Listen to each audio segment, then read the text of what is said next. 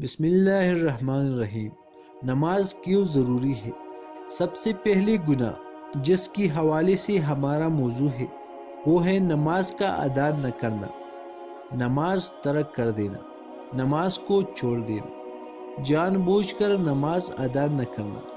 یہ کبیرہ گناہوں میں شامل ہے اور بہت بڑا گناہ جس کی سزا جہنم کی بھڑکتی ہوئی آگ ہے۔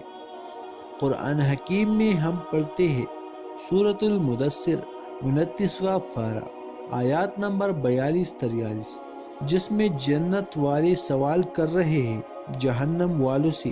ایک مکالمہ ہے، ایک ڈائلاگ ہے جو وہاں پر ہو رہا ہے، اور جنت والے سوال کر رہے ہیں ما سلککم فی سقر، اے جہنم والو کس شے نے تمہیں جہنم میں ڈال دیا؟ کیا تمہارے وہ برے اعمال تھے جس کی وجہ سے آج بھڑکتی ہوئی آگ میں تمہیں ڈال دیا گیا؟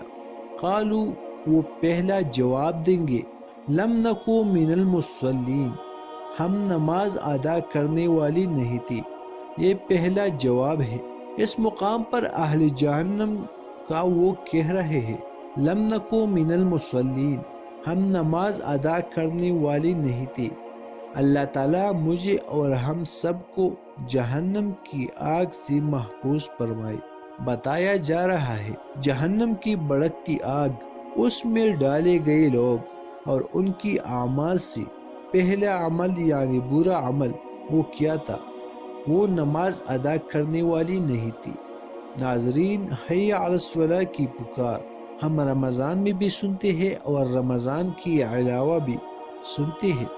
جس اللہ کی خاطر نماز ادا کی جاتی ہے، جس اللہ کی خاطر جمعے کی 2 رکعت ادا کی جاتی ہے، جس اللہ کی خاطر حج اور عمرے کے موقع پر نماز کا اہتمام کیا جاتا ہے، جس اللہ کی خاطر میت کے موقع پر نماز جنازہ ادا کی جاتی ہے، جس اللہ کی خاطر میت کے گھر والے چند دنوں تک نماز کا اہتمام کر رہے ہوتے ہیں، جس اللہ کی خاطر مشکل آتی ہے تو اس اللہ ہی کی خاطر اسی کی حضور جھکتے ہیں، وہی اللہ ہے جس نے 5 وقت کا نماز ہم سب پر فرض کیا ہے۔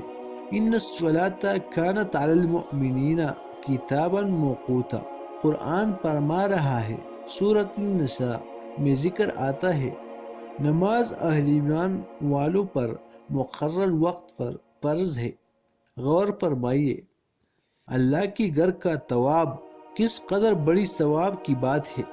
اللہ کی گھر طواف کرنا، خانہ کعبہ کا طواف کرنا کتنا چاہت ہوتی ہے مومن کی۔ اللہ تعالی ہم سب کو توفیق فرمائے۔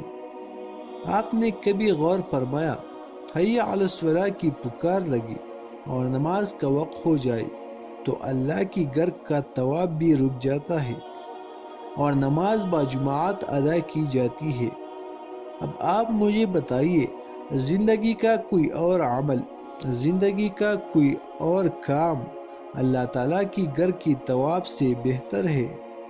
کیا آج ہمارے قدم نماز کے لیے نہ اٹھتے، یا رمضان کے لیے نہ اٹھتے، حج اور عمرے کے لیے اٹھتے، اس کے علاوہ نہ اٹھتے، جمعے کی 2 رکعت کے لیے اٹھتے اور اس کے علاوہ نہ اٹھتے؟ تمہیں نماز کی فرصت نہیں؟ تعجب ہے، بندے کے پاس اپنے رب اور اپنے خالق اور مالک اور اپنے رازق کے سامنے جھکنے کے لیے وقت نہیں ہے۔ تعجب ہے۔ رسول صلی اللہ علیہ وسلم نے ارشاد فرمایا، حدیث جامعہ ترمذی میں، من ترک صلاۃ متعمدا فقد کفر، جس نے جان بوجھ کر نماز ترک کر دی وہ کفر کر چکا۔ اللہ کی رسول صلی اللہ علیہ وسلم نے فرمایا، ایک روایت میں ہے کہ قیامت کے دن سب سے پہلا سوال نماز کے بارے میں ہوگا۔ جس کا نماز درست نکلا اس کی بقیہ معاملات بھی درست ہوں گے، اور جس کی نماز درست نہ ہوئی اس کی باقی معاملات بھی خراب ہو جائیں گے۔ رسول اللہ صلی اللہ علیہ وسلم ارشاد فرمایا، ترمذی کی روایت ہے، بے نمازی کا انجام قیامت کے دن فرعون، حامان، شداد امیہ بن خلف کے ایسے مجرمین کے ساتھ ہوں گے۔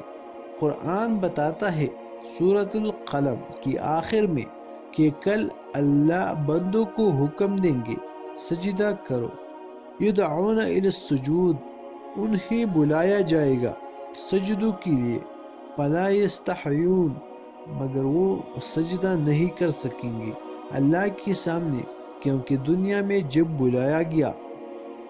وَهُمُ الصَّالِحُونَ، قرآن کہتا ہے وہ صحیح سالم تھے مگر نماز کو نہیں آتے تھے، جھکتے نہیں تھے۔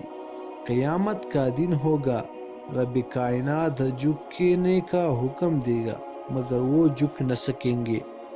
بخاری کی حدیث میں آتا ہے اللہ کی رسول صلی اللہ علیہ وسلم نے فرمایا ایسے لوگوں کی کمر تختے کی طرح سخت کر دی جائیں گی، جھکنا چاہے بھی مگر نہیں جھک سکیں گے، اس کی کمر کو تختی کی طرح سخت کر دیا جائے گا۔ ناظرین، نماز کے مطابق بہت سی باتیں ہو سکتی ہے مگر اس ویڈیو میں پیش نظر یہ ہے کہ کبیرہ گناہوں میں سے کہیں ایک کا تذکرہ ہمارے سامنے آئے تاکہ ہم اس سے بچنے کی کوشش کر سکیں۔ خدا حافظ۔